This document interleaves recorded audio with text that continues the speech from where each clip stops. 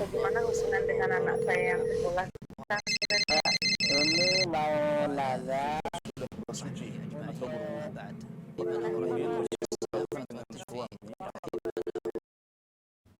Bismillah.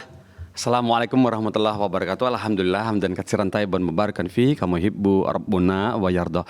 Pemirsa Fatwa TV, alhamdulillah kita dapat bersua kembali di program live interaktif Ekonomi Islam yang sudah diselenggarakan sejak 3 tahun yang lalu, dan ini masuk ke episode 114 kalau nggak salah saya hitung ya, sekitar 114 cukup banyak ya, dan dari 100 lebih juga berarti Ustadz Dr. Emadi Tarmizi sudah mendampingi kita semua di sini dan menjawab permasalahan-permasalahan yang masuk ke dewanfatwa.com/tanyakan. Itu dia kalau mau bertanya ke Fatwa TV melalui website yang akan dijawab oleh Al-Ustadz atau Asatis Dewan Fatwa yang ada di Fatwa TV di dewanfatwa.com tanyakan begitu ya. Dan alhamdulillah Ustadz Dr. Emadi Tarmizi Hafizahullah Ta'ala sudah tergabung bersama kita di sini. Kita langsung sapa aja. Assalamualaikum warahmatullahi wabarakatuh, Ustadz Erwandi. Assalamualaikum warahmatullahi wabarakatuh. Gimana kabar Ustadz? Antum sehat Ustadz? Alhamdulillah, Allah barik fiik. Kami dengar agak sedikit sengau nih suaranya. Alhamdulillah lagi musim Ustadz, ya memang betul lagi musim. Dikasih panas salah ya Ustadz ya waktu itu, terus kemudian dikasih hujan juga salah.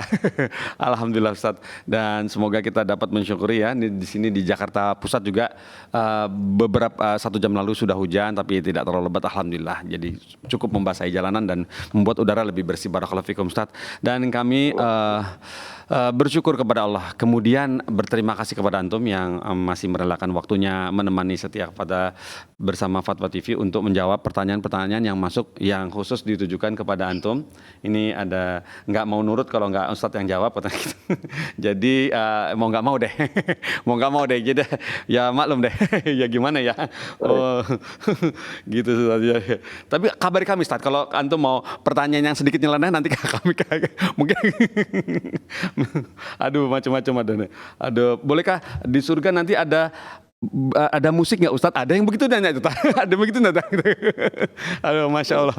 Macam-macam pertanyaan pemirsa itu begitu ya. Keingintahuannya itu ya tentang surga, masya Allah, barakallahu fikum Ustadz. Dan di awal pertemuan kali ini kita mau dong Ustadz, berkali-kali, bukan sekali lagi, tapi berkali-kali kita diberikan tausiah singkat atau berikan nasihat atau peringatan. Semoga peringatan, insya Allah peringatan itu bermanfaat untuk kita semua di sini, saya, teman-teman dan pemirsa yang menyaksikan acara ini. Barakallahu fikum Ustadz. Tafadhal Ustaz. Assalamualaikum warahmatullahi wabarakatuh. Waalaikumsalam. Alhamdulillah rabbil alamin wa bihi nasta'in wa nusalli wa nusallim wa nubarik ala nabiyyina Muhammadin wa alihi wa sahbihi ajma'in wa ba'du. Ikhwani wa akhwati fillah, kita setiap muslim mengimani bahwasanya perbuatannya hari ini, kemarin, lusa, dan yang akan datang dalam mencari rezeki, dan ketika mendapatkan rezeki mendistribusikannya, menyalurkannya. Kita mengimani ini akan ditanya nanti di hari kiamat, di mana Nabi SAW telah mengkhabarkan, lan tazula qadama 'abdin hatta yus'al an arba'. Tidak satu jiwa pun, tumit pun, kaki pun yang bisa melewati padang mahsyar itu melainkan ditanya tentang 4 hal. Ditanya tentang umurnya, untuk apa dia gunakan. Semua pertanyaan, cuma satu pertanyaannya, untuk apa nikmat-nikmat Allah itu dia gunakan. Beda dengan pertanyaan tentang harta. Min aina iktasabahu wa fima anfaqah. Dari mana dia dapatkan dan untuk apa dia distribusikan. Maka setiap nikmat yang kita dapatkan, yang kita cucurkan keringat untuk mendapatkannya, kita korbankan waktu dan tenaga, itu akan ditanya oleh Allah, ini didapatkan dengan cara yang halal atau tidak. Memang keringat bercucuran, tenaga letih, tapi bila transaksinya adalah transaksi ribawi, berarti bersiap-siap akan mendapat murka Allah Azza wa Jal pada hari tersebut, di mana tidak ada yang bisa menolong dan membantu Anda. Tidak ada perlindungan hukum kecuali amal soleh Anda dan naungan Allah Azza wa Jal. Bila pertanyaan pertama selamat, ada pertanyaan kedua, harta yang kau dapatkan, untuk apa engkau belanjakan? Ya, maka setiap tindakan yang kita ambil dalam mencari rezeki dan mendistribusikan rezeki yang didapatkan tadi, siapkan pertanyaan, siapkan jawaban saat Anda akan diaudit. Yang mengauditnya adalah malaikat. Ya. Kalau auditornya manusia, bisa dikelabui. Tapi auditornya, yang mengauditnya adalah para malaikat. Apa yang akan Anda sembunyikan? Agar pada saat menghadapi itu, kita tidak stres dan tidak mendapat siksaan dan murka Allah Azza wa Jal. Maka mulai sekarang bersih-bersih. Ya. Sama saja dengan seorang pejabat ketika ada kewajiban laporan kekayaan dia kepada lembaga tertentu negara, dia akan pasti bersih-bersih. Ya. Itu baru kepada manusia.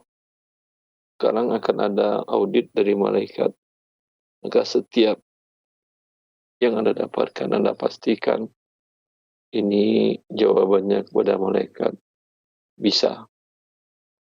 Kalau ragu Anda menjawabnya kepada malaikat, jangan terima uang tersebut, jangan terima transaksi tersebut, jangan terima proyek tersebut. Karena sanksinya terlalu berat. Manusia tidak akan kuat. Ya. Semoga Allah Azza wa Jalla menyelamatkan kita dan mengasihi kita dan menyayangi kita pada saat hari kita akan diaudit oleh para malaikat. Wallahu waliya taufiq. Nasihatnya, semoga kita dapat mengambil pelajaran dari apa yang sudah antum sampaikan juga pemirsa ya. Seperti tadi nasihat dari Ustadz Erwandi tentang agar berhati-hati kita dalam mencari penghasilan untuk agar tetap dalam koridor yang sudah Allah tentukan. Barakallahu fikum Ustadz. Kemudian ini kita kalau boleh masuk ke pertanyaan yang pertama Ustadz. Pertanyaan pertama ada. Iya Ustadz. Halo Ustadz. Silahkan. Iya, silakan. Alhamdulillah. Barakallahu fiik. Kemudian pertanyaan pertama ini datang dari Umu Maryam di mana? Malang Batu, ke Jawa Timur, bertanya seperti ini. Assalamualaikum warahmatullahi wabarakatuh Ustaz. Izin bertanya Ustaz, saya janda cerai dengan 2 anak. Saya sekarang kuliah akuntansi online dan sambil mengajar Al-Quran di pondok pesantren. Namun Ustaz, penghasilannya kecil sekali. Akhir-akhir ini saya berkeinginan kuat sekali kerja atau kuliah lagi di luar negeri, dalam kurung Korea. Mohon nasihatnya Ustadz, apa yang sebaiknya saya tempuh untuk masa depan saya? Saya mengejar cita-cita itu atau saya tetap di negeri ini sambil merawat anak? Memang kebetulan tidak ada saudara yang bisa diandalkan untuk titip anak Ustadz. Mohon nasihatnya Ustadz, jazakallahu khairan. Ya, seorang wanita beliau Iya, Ummu Maryam. Seorang wanita dalam Islam sangat terhormat. Dia tidak ada kewajiban mencari harta. Kewajiban mencari harta menafkahi ada pada ayahnya. Bila telah berumah tangga, berpindah kepada suaminya. Bila kemudian cerai dan atau berpisah, berpindah kepada karib kerabatnya, saudara-saudaranya. Bila mereka abai, tidak mengindahkan dalam hal ini, ya, dan di negara kita bukan negara Islam di mana kewajiban nafkah saudari itu bisa ditanggung dan bisa dimintakan ke pengadilan. Iya. Ya. Maka silahkan Anda mencari rezeki Allah dengan cara yang halal. Dengan cara yang halal. Kalau Anda mengatakan akan pergi ke luar negeri mencari rezeki Allah Azza wa Jalla, banyak kaum muslimat yang mencari rezeki tanpa safar, tanpa mahram, tanpa safar, ya, mereka berada di kampung mereka dengan anak-anak mereka.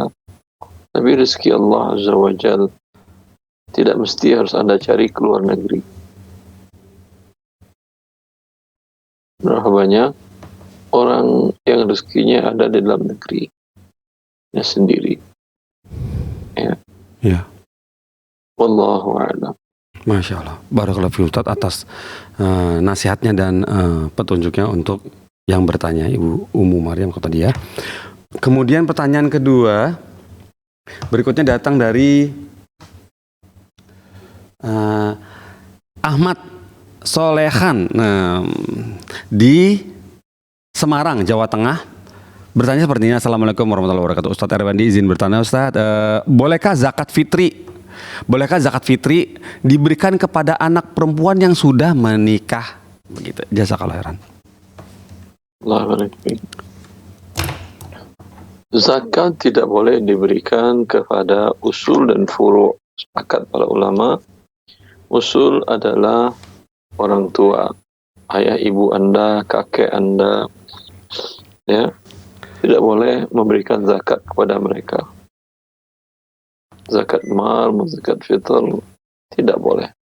Begitu juga sama tidak bolehnya diberikan kepada furu', anak Anda, cucu Anda, cicit Anda tidak boleh menerima zakat dari Anda. Iya.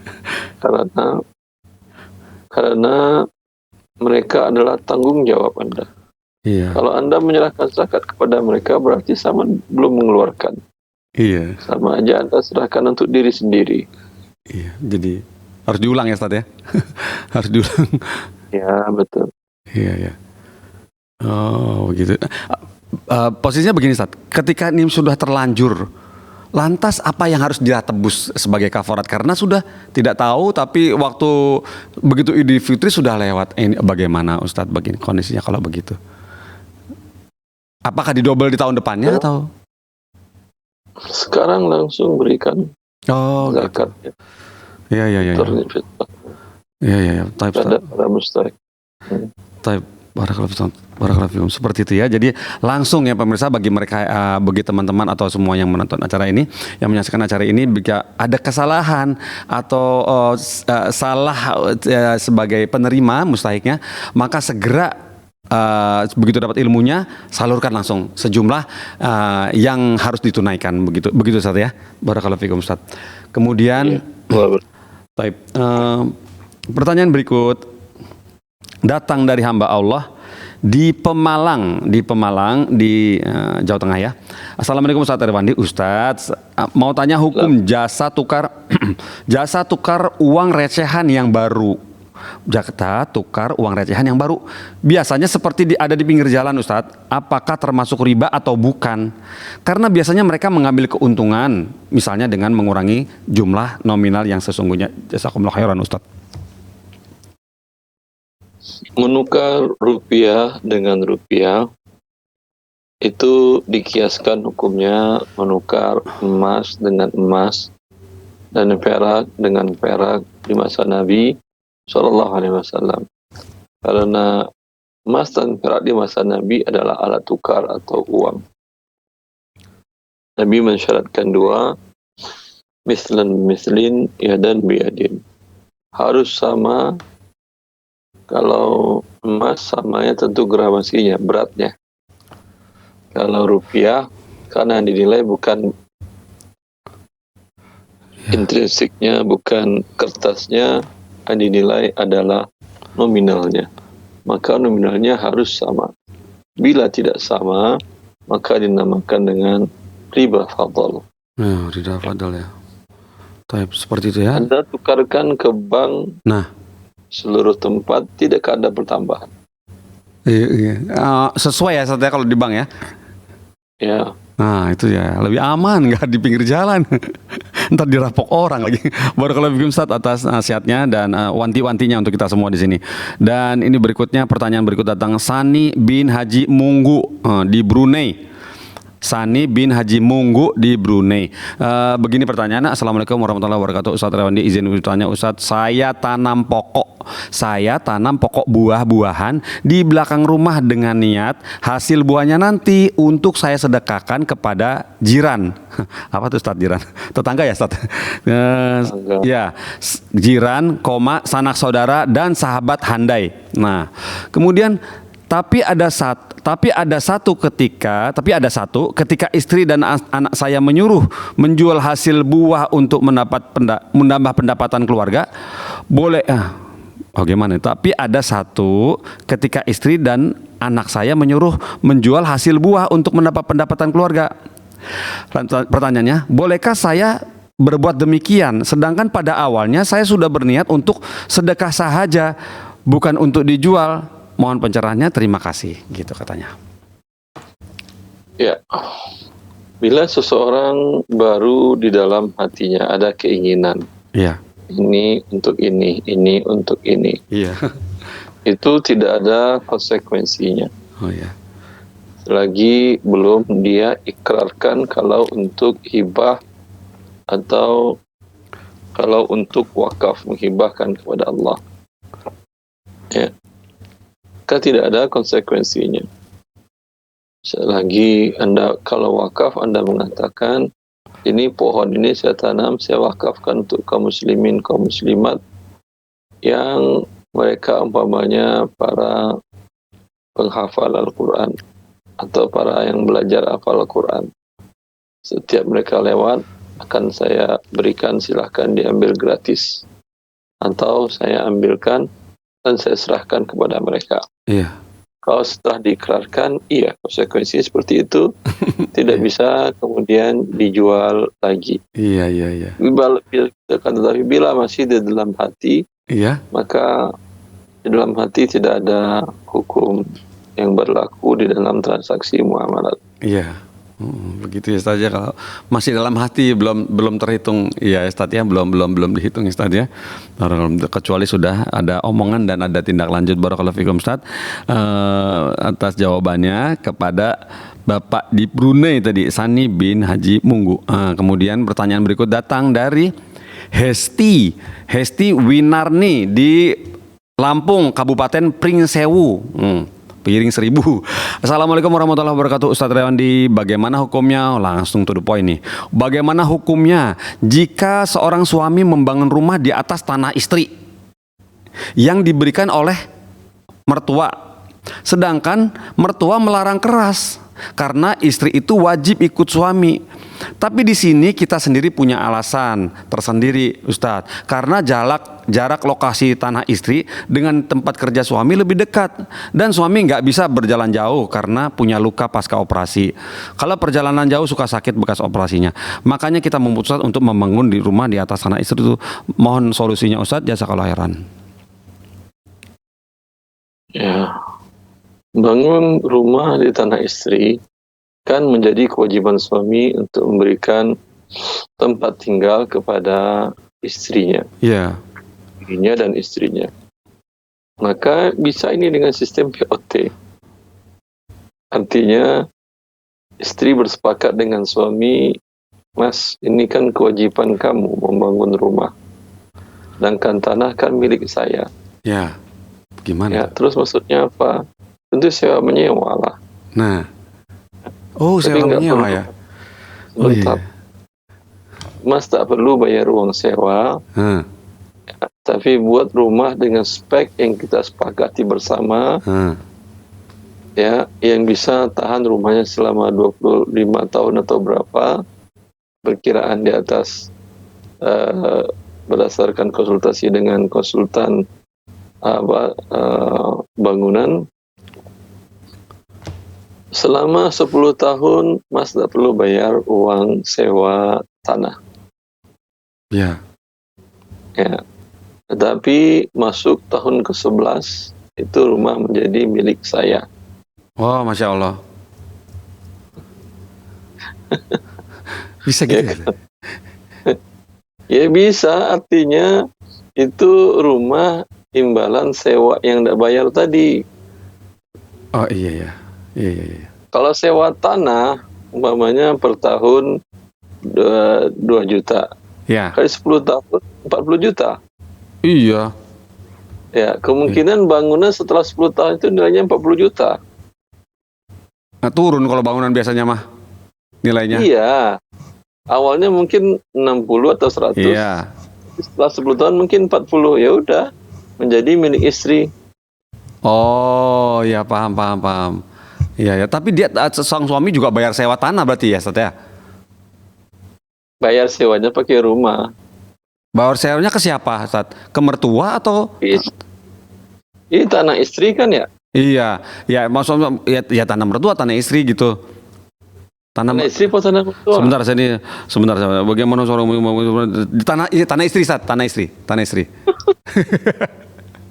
Kalau tanah istri udah, nanti istri dapat tanah, dapat rumah di atasnya. Oh, ya Masya Allah. Iya. Ketika suami tinggal lagi di situ, kontrak. Nah, iya Ustaz, betul. Jadi yang perlu diedukasi adalah mertua ya Ustaz ya. Nanti juga larinya ke istri juga gitu ya, milik istri juga. Yang penting suaminya mau keluar uang untuk sewa ya Ustaz ya. Semoga kita semua terhindar dari kondisi yang tidak mengenakan seperti itu ya. Semoga Allah hindari kita, lindungi kita dari seperti itu. Dan semoga yang sedang berjuang yang seperti itu, semoga Allah segera angkat kesulitannya. Barakallahu fikum Ustaz atas nasihatnya. Alhamdulillah. Kemudian pertanyaan berikut dari Ibu Renita di Tangerang, Banten, begini bunyinya. Bismillah, assalamualaikum warahmatullahi wabarakatuh. Ustadz Rwandi, Afwan izin bertanya Ustadz, jika ada seorang mempunyai usaha produk baju, mempunyai admin dengan sistem bagi hasil keuntungan setiap penjualan, dengan sistem bagi hasil keuntungan setiap penjualan. Lalu pemilik usaha tersebut menerapkan sistem diskon untuk minimal pembelian, tetapi diskon tersebut dibebankan kepada admin. Misalkan diskon diambil 75% dari keuntungan admin. Bolehkah menerapkan sistem seperti itu Ustadz? Jazakallahu khairan. Aneh nih kayaknya. Gimana Ustadz? Tentu kalau pada dasarnya keuntungan ya dibagi dengan persentase. Nah, keuntungan tentu setelah dipotong diskon tadi, berapa sisanya sesuai dengan kesepakatan dari awal. Adapun kalau ingin membebankan kepada salah satu pihak, tentu harus disepakati dari awal, berarti yang memberikan diskon admin. Ya, sedangkan yang akan dapat nama keren, kemudian transaksinya bagus, ya, menjual dengan harga murah perusahaan. Ya, tapi kalau adminnya setuju tidak ada masalah. Ya. Cuman kalau dia tahu dia dizolimi, ya tentu berat hatinya untuk menyetujui. ya. Begitu Ustadz ya, jadi berat hatinya ya. Barakallahu fikum Ustadz. Kemudian pertanyaan berikut datang dari Edwin Aziz Fatoni. Sumatera Selatan di Banyuasin. Oh, jauh sekali nih, masih 4 jam dari Palembang nih. Berikutnya Ustadz, pertanyaan dari Edwin ini, saudara Edwin seperti ini. Assalamualaikum para Ustadz. Para Ustadz. Masya Allah. Kemudian saya izin bertanya. Bahwasanya wanita bersafar tanpa mahram lebih dari semalam hukumnya adalah haram. Kebetulan saya bekerja di instansi pemerintahan yang bertugas untuk memberikan persetujuan para TKI untuk keluar negeri, yang dimana mayoritas TKI kita adalah perempuan yang juga kesulitan mencari kerja dalam negeri. Yang menjadi pertanyaan Ustadz, apakah status pekerjaan saya adalah haram? Mengingat saya membolehkan semua wanita itu bersafar tanpa mahramnya. Jazakallahu khairan Ustadz. Iya, Anda termasuk profesi yang jabatan yang melanggar ketentuan Allah dan Rasulnya. Waduh. Di mana Nabi melarang seorang safar melainkan bersama perempuan itu ada mahramnya. Yeah. Sekarang dia safar ke luar negeri tanpa mahram, dan itu atas izin Anda. Ya. Kalau Anda tambahkan persyaratan, yaitu harus safarnya, perginya diantar oleh mahramnya, itu tidak ada masalah. Tapi sampai di tempat boleh ditinggal Ustadz? Ya boleh. Oh ya. Oh diantar boleh ya. Oh iya. Boleh. Ya paham. Begitu Ustadz ya. Jadi sebaiknya cari rezeki Allah di tempat yang lain Ustadz ya. Sarannya ya, antum ya Ustadz ya, kepada Bapak Edwin Aziz Fatoni. Ya semoga bisa sabar ya. Seperti itu solusi dari Ustadz yang sesuai dengan syariat seperti itu. Kemudian pertanyaan datang dari Sartika Nurlela di Bandung, Jawa Barat. Bismillah, Ustadz, belakangan ini banyak kerabat yang terjerat pinjol, bahkan sampai gagal bayar karena tidak sanggup melunasi. Pertanyaannya Ustadz, 1, hutang pinjol makin lama menunggak semakin besar. Apakah kita tetap wajib melunasinya beserta bunganya Ustadz? Karena semakin hari semakin besar, maka peminjam akan semakin kesulitan untuk keluar dari jerat hutang. Kedua, dalam perjanjian pinjol ada asuransi Ustadz, jika hutang tidak terbayar maka kreditur dapat klaim asuransi. Nah, yang mau saya tanyakan, apakah hutang tersebut bisa dianggap lunas Ustadz? Bisa dianggap lunas Ustadz, dan peminjam terbebas dari hutangnya? Terima kasih. Wallahu a'lam. Kalau memang ada pernyataan asuransi, dia tentu harusnya mengklaim ke asuransi, bukan mengirim debt collector ke rumah Anda. Ya. Maka ketika itu Anda suruh dia mencarikan asuransinya. Seperti itu. Ketika dibayarkan asuransi berarti sudah selesai. Ya begitu ya Ustadz ya. Semakin ada bu, ada riba asuransi. Yang menjadi perhatian dalam agama Islam bahwa Rasulullah SAW dengan keterbatasan hidup di waktu itu, kesulitan besar. Iya, banget hidup. Sangat. Ya. Itu beliau berlindung dari berhutang. Iya. Doa-doanya beliau mengatakan, Allahumma inni a'udzubika minal ma'thami wal maghram. Yang lain, Allahumma inni a'udzubika minal hammi wal hazani wal jazzi wal jubni wa min ghalabati ad-daini wa qahri rijal. Bahwa Rasulullah SAW berlindung, mengatakan, ya Allah, aku berlindung kepadamu dari keluh kesah, dari sedih, dari sifat bakhil dan ketidakmampuan melakukan sesuatu, dan dari tekanan orang lain kepada aku, dan dari berhutang. Iya. Maka sesuatu yang Rasulullah berlindung darinya adalah tidak baik. Kalau kita ingin contoh hidup pribadi Nabi SAW, beliau tidak berhutang kecuali dalam kondisi yang sangat mendesak, berat. Iya. Tidak ada yang mau dimakan anak istrinya, sama sekali. Kalau di rumah masih ada beras, masih ada ketela atau ubi, jagung di depan halaman, ambil, masak, jangan berhutang. Ya. Ya. Ya. Sulitnya hidup Anda, selagi masih bisa bertahan hidup, jangan berhutang. Iya, dijalani aja ya, jangan sabar ya Ustaz ya. Karena berhutang tersebut, Rasulullah berenung darinya, ketika ditanyakan apa hikmahnya Rasulullah, karena hutang itu di siang hari menyebabkan Anda gelisah, di malam hari ketakutan. Anda kalau ada yang ngetok pintu, mau kapan pun juga, handphone mau berdering, udah takut. Iya. Tapi kalau Anda tidak punya hutang, ya, orang ke pintu, ya buka aja. Iya. Orang diangkat aja. Iya. Ya, seperti itu. Anjuran sehingga tidak terlibat apalagi dengan hutang yang dimurkai oleh Allah, hutang riba tersebut. Iya, Ustaz. Oh, para orang-orang yang tamak dengan dunia tadi, memang mereka ingin mencari dunia sebanyak-banyaknya, dan mereka tidak takut kepada Allah Azza wa Jalla. Iya. Dengan cara riba, mereka tekan orang-orang yang lemah, ya, untuk membesarkan uangnya. Ya. Jangan kita ikuti keinginan mereka. Kita Muslim hidup punya panduan sendiri, tidak mengikuti orang. Ya. Allahu a'lam. Masya Allah, barakallahu fiikum Ustaz. Jadi jika tidak sampai betul-betul nihil gitu Ustaz, jangan sampai berhutang ya. Ya, barakallahu fiikum Ustaz. Barakallahu fiikum atas peringatannya. Kemudian pertanyaan berikut dari Bapak ya nih ya. Eri Oktianisari, perempuan berarti. Eri Oktianisari di Semarang, Jawa Tengah, begini bunyinya. Bismillah, assalamualaikum Ustadz. Afwan, izin bertanya Ustadz. Bagaimanakah hukum menjual pete yang itu tumbuhnya di lahan orang, sedangkan hanya mendapatkan izin dari saudara pemilik tanah, dalam kurung, yang tinggal berdekatan dengan lahan tersebut. Terus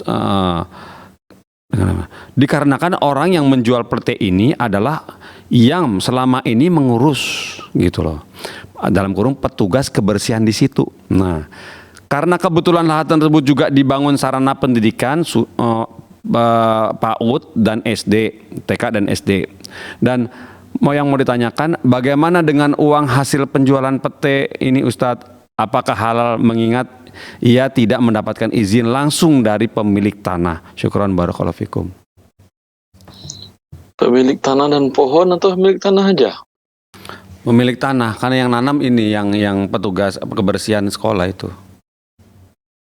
Nah, dia nanam, tapi di tanah orang lain dan tidak bayar. Iya. Ya. Pohonnya milik dia, tapi tanah milik orang, dia harus bayar sewa. Tetap harus bersewa ya Ustaz ya? Ya iya. Iya ya. Gak ada sewa ya, setiap orang menanam di depan rumah Anda. Mau Anda? Kalau prinsipnya begini Ustaz, tanah milik Allah, terserah saya dong. Allah aja nggak marah. Gimana kalau gitu? Bunyinya gitu gimana? Begini Ustaz. Ya udah, itu saya ambil tanah Anda. Iya Ustaz ya.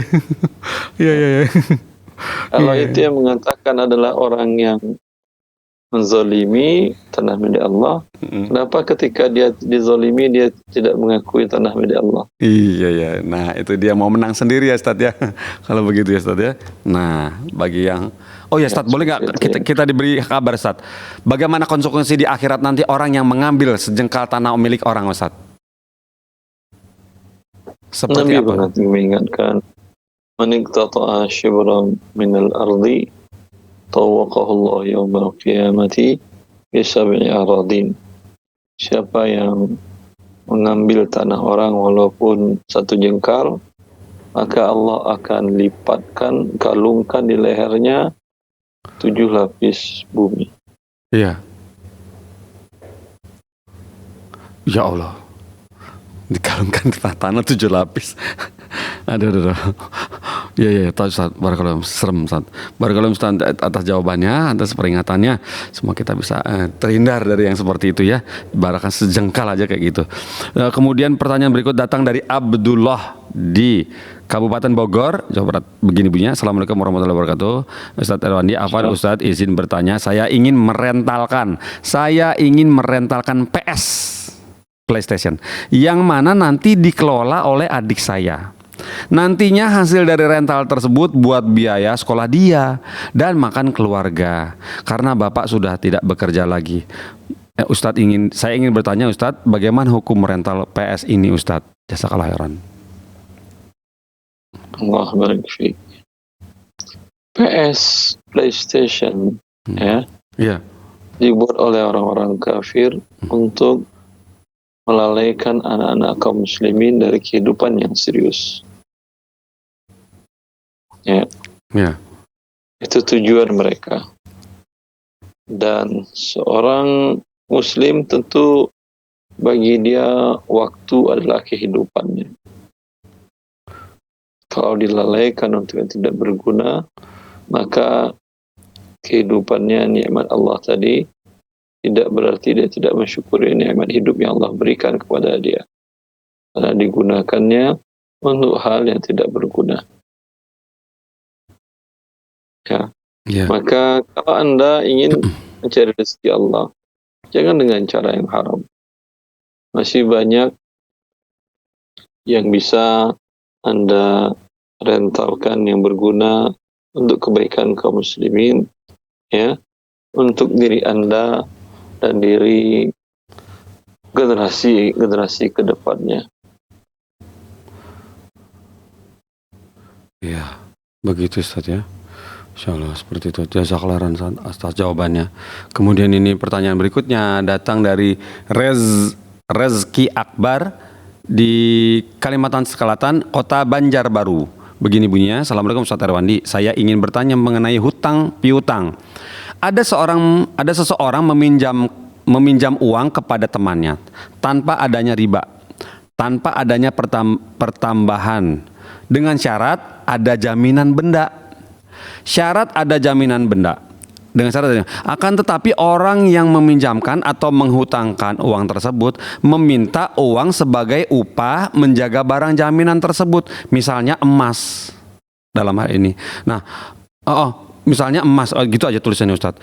Apakah transaksi tersebut diperbolehkan Ustadz? Syukron, wassalamualaikum. Begitu katanya. Ya, minta uang menjaga emas. Emang uang jaga emas itu apa? Kalau untuk umpamanya sewa SDB, Safe Deposit Box, di bank, baik itu ada di bank konven ada, di bank syariah ada masalah. Tapi sewa Safe Deposit Box itu dengan harga 7 juta itu bisa menyimpan 20 kilo kurang lebih. 700.000 maaf. Sewa 1 tahun 700.000 itu bisa menyimpan sebanyak 20 kilo emas. Ya. Ya. Kalau Anda buat real, dia simpan berapa? Umpamanya dia menyimpankan hanya 1 gram. Nah. Atau 10 gram. 10 gram dari dibagi dikali 20 kilo dibagi 10 gram. Itu berapa perbandingannya? Kemudian dikali 1.000. Dikali 700.000. Paling angkanya Rp2. Iya, kecil ya Ustaz ya. Kecil ya. Tapi kalau angkanya diminta 1 juta, namanya riba. Iya. Itu ngajak berantem, itu repot kayak gitu. Ngaco itu. Baru kalau bikin Ustaz. Jadi nggak usah lah pakai gitu-gitu Ustaz ya, nggak benar itu Ustaz ya, nggak begitu belum Ustaz atas analoginya yang diberikan kepada kita semua di sini. Semoga yang bertanya bisa paham ya, Mas Rezki Akbar tadi ya. Berikutnya pertanyaan datang dari ini Eko Wijaya, mungkin Y kalian tertulis huruf U ini nanti mungkin ada yang salah ya yang mencatat ini. Sulawesi Tenggara, Kabupaten Konawe Selatan. Begini bunyinya. Assalamualaikum warahmatullahi wabarakatuh. Ustaz Erwandi, Ana ingin bertanya, apa hukum bekerja sebagai pengawas proyek perumahan KPR? Apakah gajinya haram Ustadz? Syukron, jazakallahu khairan Ustadz gitu. Rumahnya Anda awas, tidak ada masalah. Alhamdulillah. Karena Anda pembuatnya, bukan buat rumah untuk rumah huni. Rumah huni punya halal. Ya, Masalah mereka transaksikan itu dosa-dosa mereka. Setelah rumah selesai, udah, Anda kan nggak ngawasin lagi. Ya, Allah barik fiik. Masya Allah, Fiik barakallahu Ustaz. Alhamdulillah. Pertanyaan berikutnya datang dari Ibu Siti di Jakarta Timur. Nah begini, Bismillah izin bertanya Ustaz. Apa hukumnya jika sekolah hanya membatasi penerapan diskon saat penerimaan murid baru? Titik. Padahal diskon diberikan dengan syarat tertentu. Dan apa hukumnya jika membuat akad diawali jika kemudian di kemudian hari ada siswa yang mengundurkan diri, maka akan dikenakan potongan persentasi tertentu. Hal ini dilakukan agar calon murid tidak mengundurkan diri di detik KBM sudah dimulai. Semoga Ustadz berkenan menjawab, jazakallahu khairan. Begitu. Kurang jelas. Ya, taib, kita skip Ustadz. Pertanyaan berikut dari Rohmat Mukhobah Sauko di Yogyakarta, Kabupaten Kulon Progo, Indonesia. Begini, Assalamualaikum Ustadz Irwandi, saya mau tanya, nomor 1, ada lembaga yang meminjamkan uang tanpa riba, tapi dengan syarat peminjam mengikuti kajian sunnah. Bolehkah yang demikian Ustadz?